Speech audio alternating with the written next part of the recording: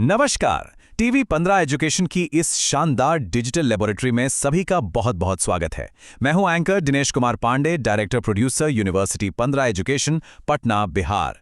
अहमदाबाद के institute of vocational training के विशेष सहयोग और प्रोफेसर डॉक्टर दिनेश कुमार पांडे के मार्गदर्शन में तैयार किए गए आज के इस एक्सप्लेनर में हम एडवांस्ड HVAC तकनीक के कई अहम पहलुओं को डीकोड करने वाले हैं।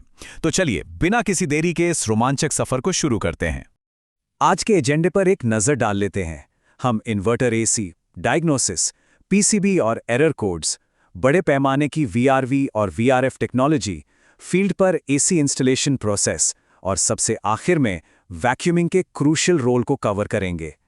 हमारा पहला सेक्शन है इन्वर्टर एसी डायग्नोसिस, यानी द एकेडमिक फाउंडेशन। देखिए, जब इन्वर्टर एसी में कोई खराबी आती है तो उसे ठीक करने के लिए नॉर्मल एसी वाली ट्रिक्स काम नहीं आती। इसके लिए एक प्रॉपर 3 स्टेप अप्रोच चाहिए। सबसे पहले कस्टमर की शिकायत को अच्छे से एनालाइज करना होता है। दूसरा स्टेप है विजुअल इंस्पेक्शन, मतलब पीसीबी या वायरिंग में कहीं कोई जलने का निशान तो नहीं है। और तीसरा सबसे अहम स्टेप है पावर सप्लाई टेस्टिंग, जिसके लिए मल्टीमीटर या क्लैंप मीटर का इस्तेमाल होता है। यहाँ सामान्य एसी से कहीं ज्यादा टेक्निकल नॉलेज और एक्यूरेसी चाहिए होती है। अब आगे बढ़ते हैं अपने दूसरे सेक्शन की तरफ, पीसीबी और एरर कोड्स, जिसे हम एसी का इलेक्ट्रॉनिक ब्रेन या इलेक्ट्रॉनिक मस्तिष्क भी कहते हैं। सच कहूं तो ये स्लाइड बहुत ही इंटरेस्टिंग है। इन्वर्टर एसी का पूरा कंट्रोल इसी पीसीबी और इंटेलिजेंट पावर मॉड्यूल यानी IPM पर टिका होता है। इसमें हमें कई स्पेसिफिक इलेक्ट्रॉनिक चेक्स करने पड़ते हैं, जैसे इनपुट वोल्टेज चेक करना, फ्यूज की टेस्टिंग, कैपेसिटर में कोई लीकेज या उभार तो नहीं है ये देखना, साथ ही इंडोर और आउटडोर के बीच कम्युनिकेशन सिग्नल मापना और IPM फॉल्ट्स जैसे कंप्रेसर का स्टार्ट न होना या ओवरलोड हो जाना। ये सारी चीजें एक परफेक्ट डायग्नोसिस का हिस्सा हैं। ट्रबल शूटिंग को और भी आसान बनाने के लिए इस मैट्रिक्स को जरा ध्यान से समझते हैं। ये किसी भी टेक्नीशियन के लिए एक रेडी रेकनर की तरह है। अगर आउटडोर यूनिट काम नहीं कर रही हैं तो सीधा पीसीबी पर फोकस करना चाहिए और वोल्टेज टेस्ट करना चाहिए। अगर कूलिंग कम है तो ये पक्का रेफ्रिजरेंट का इशू है, जिसे हम प्रेशर टेस्ट से पकड़ सकते हैं। और अगर मशीन हाई करंट ले रही है तो ओवरलोड हो सकता है, जिसे क्लैंप मीटर से चेक किया जाता है। बिल्कुल क्लियर है ना?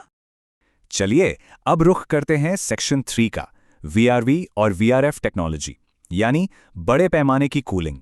बड़े होटल्स या कमर्शियल बिल्डिंग्स में नॉर्मल एसी से काम नहीं चलता। वहां हमें ये VRV यानी वेरिएबल रेफ्रिजरेंट वॉल्यूम या VRF यानी वेरिएबल रेफ्रिजरेंट फ्लो सिस्टम्स चाहिए होते हैं। मजे की बात यह है कि भले ही इनके नाम अलग अलग कंपनियों ने अलग अलग रखे हों, लेकिन इनका बेसिक काम करने का तरीका एकदम सेम है। ये ज़रूरत के हिसाब से रेफ्रिजरेंट के फ्लो को खुद ब खुद कंट्रोल करते हैं, जिससे बहुत ज़्यादा एनर्जी बचती है। इसकी सबसे कमाल की बात पता है क्या है? इस सिस्टम में एक इन्वर्टर कंप्रेसर और इलेक्ट्रॉनिक एक्सपेंशन वॉल्व का इस्तेमाल होता है। सोचिए, छत पर रखी सिर्फ एक आउटडोर यूनिट बिल्डिंग के अंदर की कई सारी इंडोर यूनिट्स को आराम से चला लेती है। इससे स्पेस भी बचता है और लंबे पाइपिंग नेटवर्क के जरिए हर कमरे का टेम्परेचर अलग अलग कंट्रोल किया जा सकता है। ये लिटरली एक गेम चेंजर है। अब डिजिटल लेबोरेटरी की थियरी से निकलकर सीधा फील्ड की तरफ चलते हैं। हमारा अगला सेक्शन है AC installation process, from theory to the field.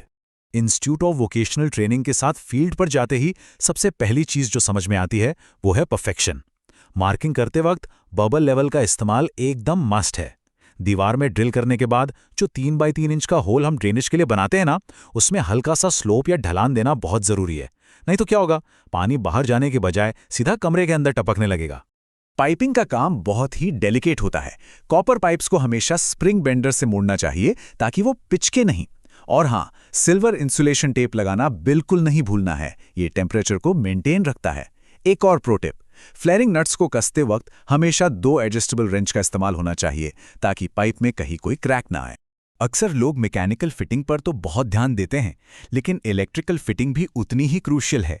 Installation और फाइनल टेस्टिंग से पहले ये सुनिश्चित करना बहुत ज़रूरी है कि इंडोर से आउटडोर यूनिट के बीच 2.5 mm का वायर पहले से ही प्रॉपर कनेक्टेड हो। इसके बिना तो पूरी मशीन की टेस्टिंग ही अधूरी रह जाएगी। अब आउटडोर यूनिट की बात करें तो वो काफ़ी भारी होती है, इसलिए इसके स्टैंड को 12 mm बिट से ड्रिल करके 8 mm के फास्टनर से एकदम मजबूती से फिक्स किया जाता है। लेकिन इसमें सबसे स्मार्ट मूव क्या है? यूनिट और स्टैंड के बीच रबर पैड्स का इस्तेमाल। ये छोटे से पैड्स मशीन के वाइब्रेशन और शोर को बिल्कुल खत्म कर देते हैं। और अब आते हैं इस इंस्टॉलेशन के सबसे अहम हिस्से पर। सेक्शन 5, वैक्यूमिंग क्यों महत्वपूर्ण है। इसे आप इंस्टॉलेशन का क्लाइमैक्स भी कह सकते हैं। फील्ड में अक्सर लोग समय बचाने के चक्कर में सबसे बड़ी गलती यही करते हैं। सही तरीका यह है कि गैस खोलने से पहले 20 से 30 मिनट तक वैक्यूम पंप चलाकर पाइप की सारी हवा और नमी बाहर निकाली जाए। लेकिन शॉर्टकट मारने वाले क्या करते हैं? बिना वैक्यूम किए सीधा गैस छोड़ देते हैं, और ये बची हुई हवा और नमी ही बाद में गैस लीकेज और चोकिंग का सबसे बड़ा कारण बनती है। ये शॉर्टकट बहुत भारी पड़ सकता है। वैक्यूमिंग का प्रोसेस भी बहुत सिंपल है। सबसे पहले मैनिफोल्ड गेज की नीली वाली साइड को कनेक्ट करना है। फिर वैक्यूम पंप को तब तक चलाना है जब तक अंदर की पूरी हवा बाहर ना निकल जाए। उसके बाद वॉल्व को टाइट बंद करके एलन की मदद से गैस को रिलीज कर देना है। बस ये छोटा सा प्रोसेस उन सभी महंगे इलेक्ट्रॉनिक पार्ट्स को सेफ रखता है जिनके बारे में हमने शुरू में बात की थी। तो आज के इस पूरे एक्सप्लेनर के बाद सोचने वाली बात यह है कि इन्वर्टर एसी आखिर इतनी एनर्जी बचाता कैसे है। ये वोकेशनल ट्रेनिंग का एक बहुत ही पॉपुलर वाइवा सवाल भी है। इसका हिंट उसी पीसीबी और वेरिएबल स्पीड में छिपा है जिसे हमने आज डीकोड किया। इस सवाल पर जरूर विचार कीजिएगा। टीवी 15 एजुकेशन के सेशन में जुड़ने के लिए बहुत बहुत धन्यवाद। मिलते हैं अगले एक्सप्लेनर में एक और नए और दिलचस्प टॉपिक के साथ।